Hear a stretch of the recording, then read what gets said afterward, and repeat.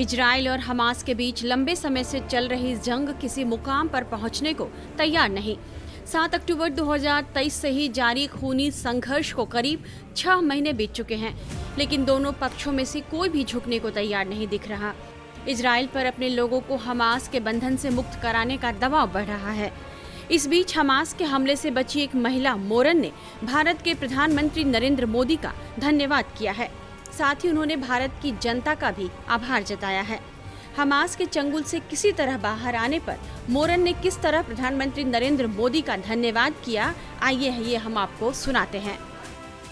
I see the Indian support that started much before, years before the October 7th, and after the October 7th.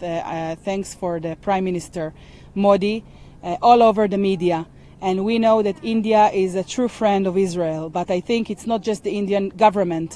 Thanks to the Indian people who have always being and continue to be a good friend of ours, and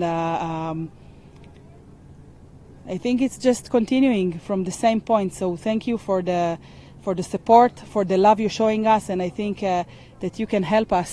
Our voice cannot be everywhere, and we know that the Indian people are taking care of everything we need.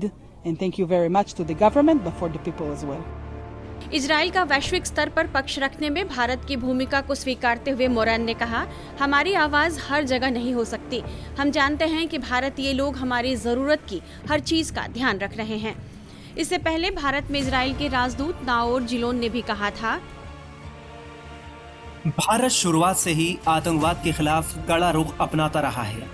Hamas की तरफ से 7 अक्टूबर को हुए हमले के बाद से ही भारत सरकार से मिल रहे समर्थन की इजराइल सराहना करता है।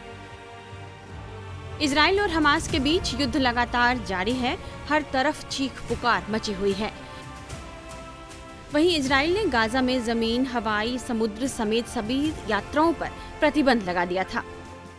7 अक्टूबर से लेकर अब तक 30,000 से अधिक लोगों की संघर्ष में मौत हो चुकी है।